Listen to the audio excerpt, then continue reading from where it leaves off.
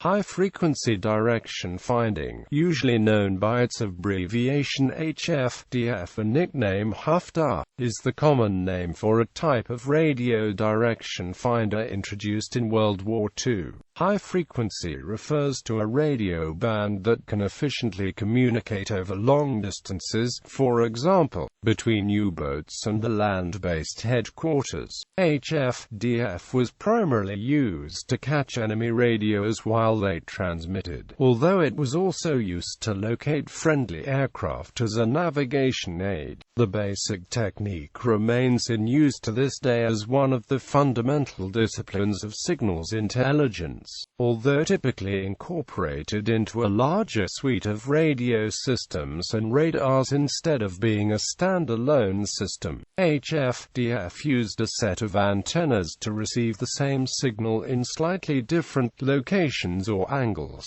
and then used the slight differences in the signal to display the bearing to the transmitter on an oscilloscope display. Earlier systems used a mechanically rotated antenna and an operator listening for peaks and nulls in the signal, which took considerable time to determine, often on the order of a minute or more. HF-DF's display made the same measurement essentially instantaneously, which allowed it to catch fleeting signals, such as those from the U-boat fleet. The system was initially developed by Robert Watson Watt starting in 1926, as a system for locating lightning. Its role in intelligence was not developed until the late 1930s. In the early war period, HF-DF units were in very high demand, and there was considerable inter-service rivalry involved in the distribution. An early use was by the RAF Fighter Command as part of the Dowding system of interception control, while ground-based units were also widely used to collect information for the Admiralty to locate U-boats. Between 1942 and 1944, smaller units became widely available and were common fixtures on Royal Navy ships. It is estimated HF-DF contributed to 24% of all U-boats sunk during the war. The basic concept is also known by several alternate names, including cathode ray direction finding, twin-path DF, and for its inventor, Watson-Watt DF or Adcock, Watson-Watt when the antenna is considered. History. Before HF-DF, radio direction finding was a widely used technique even before World War I, used for both naval and aerial navigation. The basic concept used a loop antenna, in its most basic form simply a circular loop of wire with a circumference decided by the frequency range of the signals to be detected. When the loop is aligned at right angles to the signal in the two halves of the loop cancels out, producing a sudden drop in output known as null. Early DF systems used a loop antenna that could be mechanically rotated. The operator would tune in a known radio station and then rotate the antenna until the signal disappeared. This meant that the antenna was now at right angles to the broadcaster, although it could be on either side of the antenna. By taking several such measurements, or using some other form of navigational information to eliminate one of the ambiguous directions, the bearing to the broadcaster could be determined. In 1907 an improvement was introduced by Ettore Bellini and Alessandro Tosi that greatly simplified the DF system in some setups. The single-loop antenna was replaced by two antennas arranged at right angles. The output of each was sent to its own looped wire, or as they are referred to in this system, a field coil. Two coils, one for each antenna, are arranged close together at right angles. The signals from the two antennas generated a magnetic field in the space between the coils, which was picked up by a rotating solenoid, the search coil. The maximum signal was generated when the search coil was aligned with the magnetic field from the field coils, which was at the angle of the signal in relation to the antennas. This eliminated any need for the antennas to move. The Bellini-Tosi goniometer was widely used on ships, although mechanical systems tended to be used on aircraft as they were normally smaller. All of these devices took time to operate. Normally the radio operator would first use conventional radio tuners to find the signal in question, either using the DF antenna or on a separate non-directional antenna. Once tuned, the operator rotated the antenna's goniometer looking for peaks and nulls in the signal. This normally took some time, with the rough location being found by spinning the control rapidly, and then hunting for the angle with increasingly small movements. With periodic signals like Morse code, or signals on the fringe of reception, this was a difficult process. Fixed times on the order of 1 minute were commonly quoted. Some work on automating the BT system was carried out just prior to the opening of the war, especially by French engineers Maurice Deloraine and Henry Bisnies, working in the French division of the US's aid.The Corporation. The system motorized the search coil as well as a circular display card, which rotated in sync. A lamp on the display card was tied to the output of the goniometer and flashed whether it was in the right direction. When spinning quickly, about 120 RPM, the flashes merged into a single dot that indicated the direction. The team destroyed all of the work in the French office and left France in 1940, just before Germany invaded, and continued the development in the US. It had long been known that lightning gives off radio signals due to the ionization of the air as it is heated. The signal is spread across many frequencies, but is particularly strong in the long-wave spectrum, which was one of the primarily radio frequencies for long-range naval communications. Robert Watt had demonstrated that measurements of these radio signals could be used to track thunderstorms and provide useful long-range warning for pilots and ships. In some experiments he was able to detect thunderstorms over Africa, 2,500 kilometers away. However, the lightning strikes lasted such a short time that traditional RDF systems using loop antennas could not determine the bearing before they vanished. All that could be determined was an average location that produced the best signal over a long period, incorporating the signal of many strikes. In 1916, Watt proposed that a cathode ray tube could be used as an indicating element instead of mechanical systems, but did not have the ability to test this. Watt worked at the RAF's Met Office in Aldershot, but in 1924 they decided to return the location to use for the RAF. In July 1924, Watt moved to a new location at Ditton Park near Slough. This site already hosted the National Physical Laboratory Radio Section research site. Watt was involved in the atmospherics branch, making basic studies in the propagation of radio signals through the atmosphere, while the NPL were involved in field strength measurements in the field and direction finding investigations. NPL had two devices used in these studies that would prove critical to the development of huff-duff, an adcock antenna and a modern oscilloscope. The adcock antenna is an arrangement of four monopole masts that act as two virtual loop antennas arranged at right angles. By comparing the signals received on the two virtual loops, the direction to the signal can be determined using existing RDF techniques. Researchers had set up the antenna in 1919 but had been neglecting it in favor of smaller designs. These were found to have very poor performance due to the electrical characteristics of the Slough area, which made it difficult to determine if a signal was being received on a straight line or down from the sky. Smith, Rose and Barfield turned their attention back to the adcock antenna, which had no horizontal component and thus filtered out the sky waves. In a series of follow-up experiments they were able to accurately determine the location of transmitters around the country. It was Watt's continuing desire to capture the location of individual lightning strikes that led to the final major developments in the basic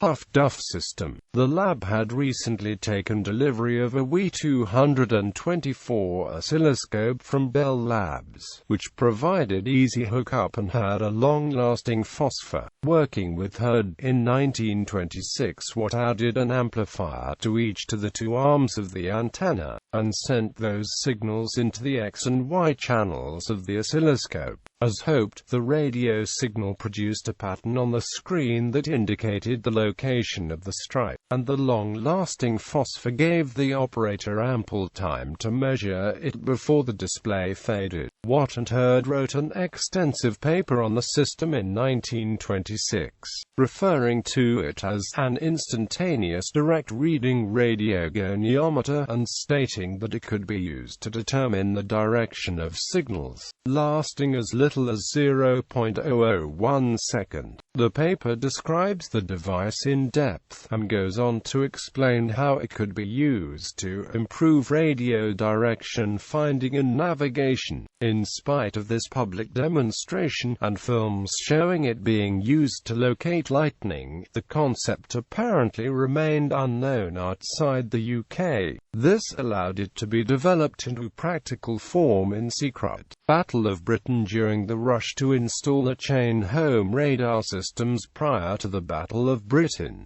CH stations were located as far forward as possible along the shoreline, in order to provide maximum warning time. This meant that the inland areas over the British Isles did not have radar coverage, relying instead on the newly formed Royal Observer Corps for visual tracking in this area. While the ROC were able to provide information on large raids, fighters were too small and too high to be positively identified, as the entire Dowding system of air control relied on ground direction. Some solution to locating their own fighters was needed.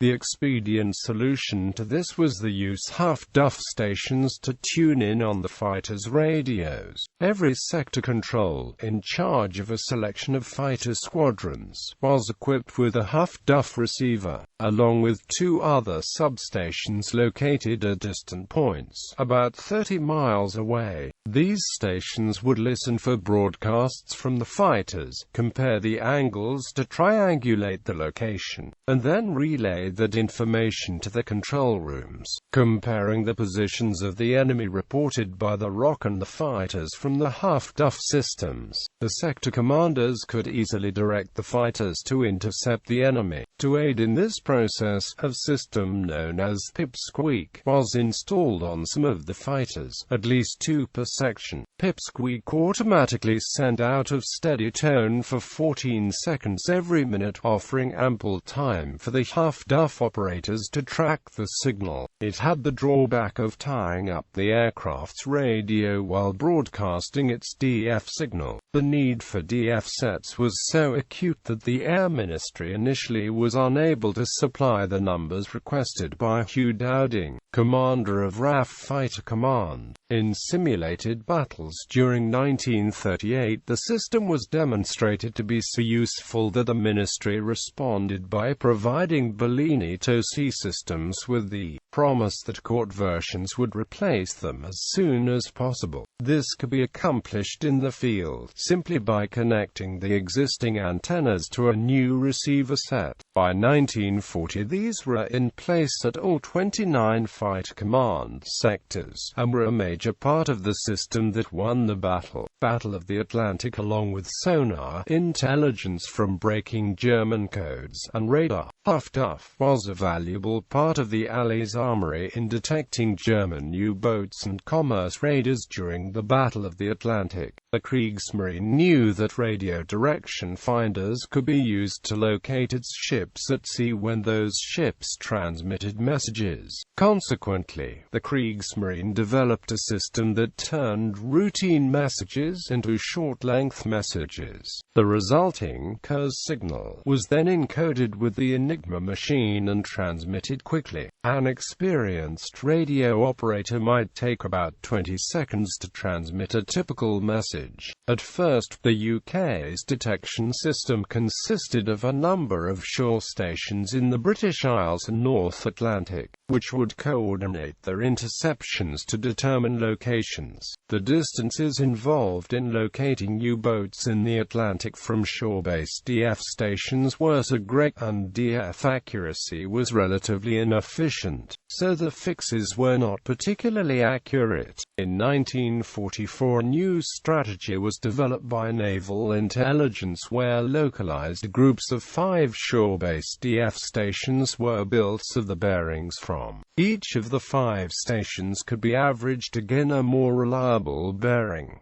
4 such groups were set up in Britain, at Ford End in Essex, and Strother in Fife, Bower in the Scottish Highlands and Goonhaven in Cornwall. It was intended that other groups would be set up in Iceland, Nova Scotia and Jamaica. Simple averaging was found to be ineffective, and statistical methods were later used. Operators were also asked to grade the reliability of the readings so that poor and variable ones were given less weight than those that appeared stable and well-defined. Several of these DF groups continued into the 1970s as part of the Composite Signals Organization. Land-based systems were used because there were severe technical problems operating on ships, mainly due to the effects of the superstructure on the wavefront of arriving radio signals. However, these problems were overcome under the technical leadership of the Polish engineer Wacław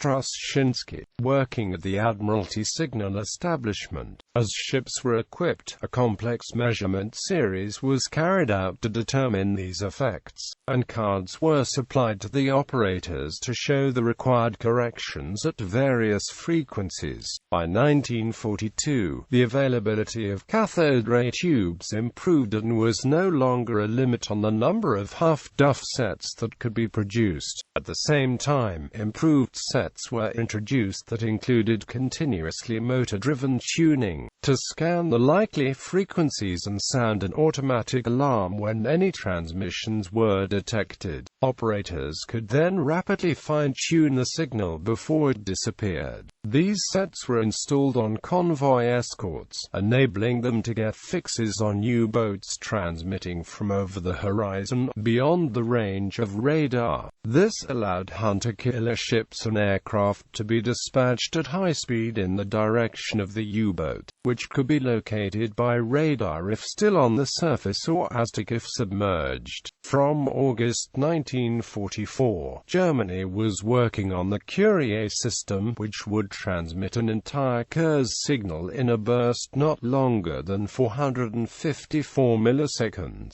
too short to be located or intercepted for decryption, but the system had not become operational by the end of the war. Description: the basic concept of the huff-duff system is to send the signal from 2 aerials into the X and Y channels of an oscilloscope. Normally the Y channel would represent north-south for ground stations, or in the case of the ship, be aligned with the ship's heading fore-aft. The X channel thereby represents either east-west, or port-starboard. The deflection of the spot on the oscilloscope display is a direct indication of the instantaneous phase and strength of the radio signal. Since radio signals consist of waves, the signal varies in phase at a very rapid rate. If one considers the signal received on one channel, say Y, the dot will move up and down so rapidly that it would appear to be a straight vertical line, extending equal distances from the center of the display. When the second channel is added, tuned to the same signal, the dot will move in both the X and Y directions at the same time, causing the line to become diagonal. However, the radio signal has a finite wavelength, so as it travels through the antenna loops, the relative phase that meets each part of the antenna changes. This causes the line to be deflected into an elliptical curve, depending on the relative phases. The curve is rotated so that its major axis lies along the bearing of the signal. In the case of a signal to the northeast, the result would be an ellipse lying along the 45-225th degree line on the display. Since the phase is changing while the display is drawing, the resulting displayed shape includes blurring that needed to be accounted for. This leaves the problem of determining whether the signal is northeast or southwest, as the ellipse is equally long on both sides of the display center point. To solve this problem, a separate aerial, the sense aerial, was added to this mix. This was an omnidirectional aerial located a fixed distance from the loops, about 1/2 of a wavelength away. When this signal was mixed in, the opposite phase signal from this aerial would strongly suppress the signal when the phase is in the direction of the sense aerial. This signal was sent into the brightness channel, or Z-axis, of the oscilloscope, causing the display to disappear when the signals were out of phase. By connecting the sense aerial to one of the loops, say the north-south channel, the display would be strongly suppressed when it was on the lower half of the display, indicating that the signal is somewhere to the north. At this point, the only possible bearing is the northeast one. The signals received by the antennas is very small and at high frequency, so they are first individually amplified in two identical radio receivers. This requires the two receivers to be extremely well balanced so that one does not amplify more than the other and thereby change the output signal. For instance, if the amplifier on the north-south antenna has slightly more gain, the dot will not move along the 45-degree line, but perhaps the 30-degree line.